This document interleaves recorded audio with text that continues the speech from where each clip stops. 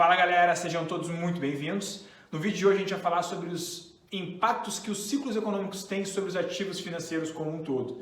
Então a ideia é explorar um pouquinho sobre quais são esses quatro ciclos, quatro etapas do ciclo econômico e como que então de fato elas influenciam na rentabilidade, no retorno dos ativos financeiros em si. Antes da gente começar a explicação do vídeo, não esqueça de se inscrever aqui no canal, ativar o sininho e deixar o seu like para que você possa ser notificado sobre os novos conteúdos, os novos vídeos que a gente postar aqui no canal. Feito isso, pessoal, bora lá, vamos começar? Então bora lá!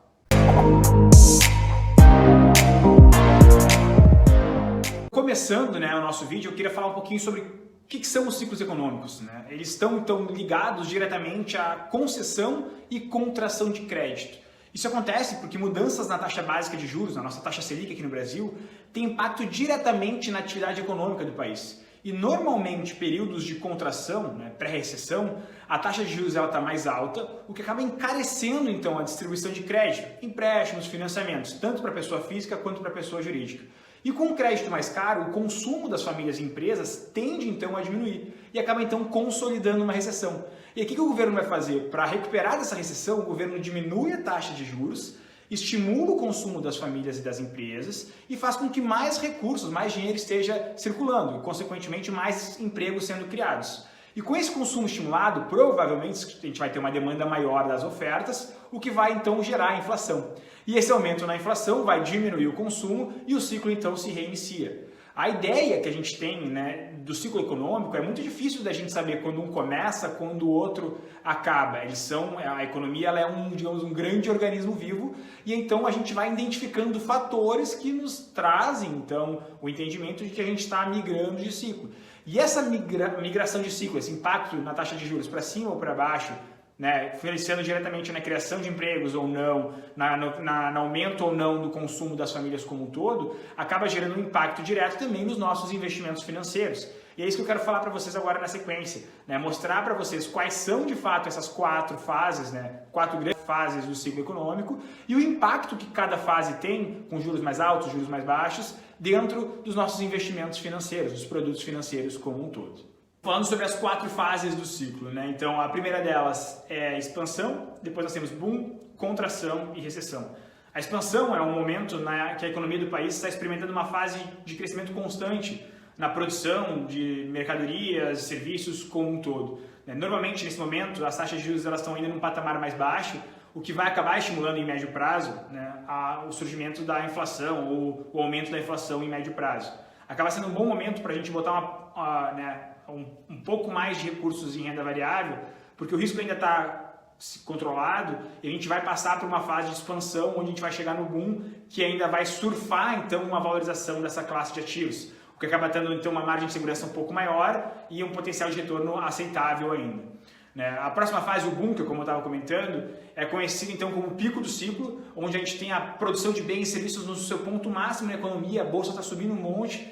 Nesse momento desses picos acaba tendo então um desequilíbrio econômico, porque a gente tem uma demanda muito grande em relação aos produtos como um todo, pode faltar um pouco de oferta, vai elevar a inflação. Elevando a inflação a gente vai ter que aumentar a taxa de juros e então a gente tem que ter um pouco mais de segurança nesse momento para a gente não estar mais 100% exposto à renda variável, a gente tem que ter uma redução na exposição à bolsa e começar a fazer a compra de ativos de proteção ou já ter em carteira ativos de proteção como ouro, dólar, para fazer o hedge do nosso portfólio e começar a aumentar a alocação em renda fixa. É difícil fazer no momento do boom, quando a bolsa está batendo máximas históricas, só se fala disso nos noticiários, essa compra de ativos mais seguros ou até mesmo de migração de parte para renda fixa. Mas como o próprio ciclo já explica, ele é cíclico. Então vai acontecer um momento logo em seguida do boom que a gente vai ter um momento de inflação estourando e a gente tem que fazer então um aumento das taxas de juros,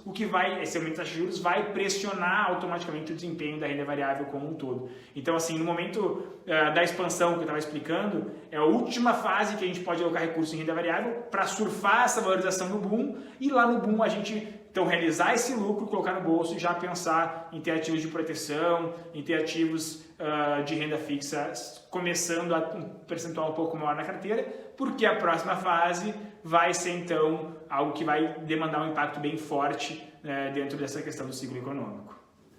A próxima etapa, né, como eu estava comentando, vai ser a contração, onde a gente vai começar a perceber uma diminuição da atividade econômica, né, do país como um todo, taxa de desemprego com uma tendência de elevação constante, a inflação vai estar começando a acelerar e o governo começa a aumentar a taxa de juros para conter essa alta dos preços, né, essa alta da inflação. O mercado de ações começa então já a fazer uma correção, aquela tendência de alta que estava começa a dar uma amenizada.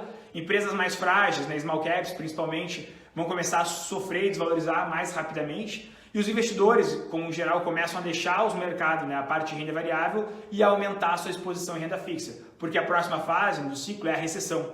E quando ela acontece, a gente atinge o ponto mais forte da crise macroeconômica como um todo. É caracterizado, então, um alto momento de uma alta taxa de desemprego, elevação constante da taxa básica de juros. Com os juros altos, a inflação que estava lá em cima, ela começa a devagarinho cair, a bolsa de valores ela vai estar embaixo, vai estar sofrendo bastante, com o mercado pessimista, todo mundo temeroso em relação ao futuro.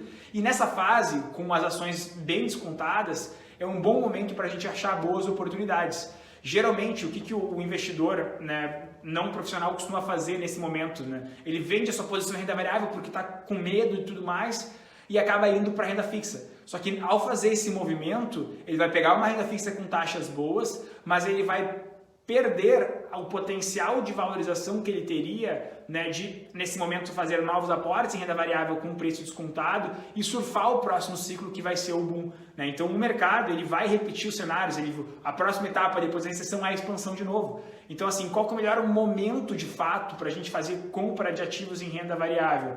Entre o finalzinho do boom até o iniciozinho da expansão, né? Passando aí pela contração, pela recessão, esse é o melhor momento para a gente montar posições em renda variável. Porque depois, durante a metade final da expansão e no boom, tu vai ter um grande ganho.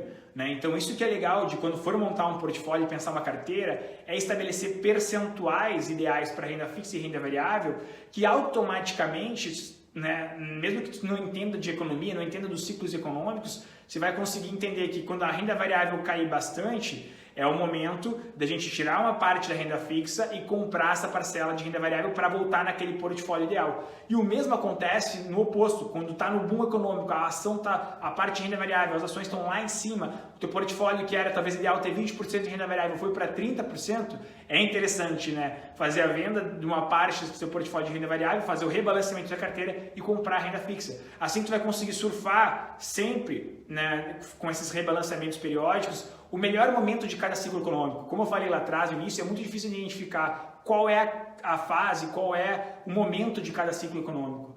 Mas a gente, tendo um portfólio ideal, né, em termos de percentuais, renda fixa, renda variável, e fazendo um rebalanceamento periódico, pelo menos uma vez por ano, a gente vai conseguir sempre comprar o que está em baixa e vender o que está em alta. E isso vai trazer, no médio e longo prazo, um potencial de retorno enorme dentro do portfólio.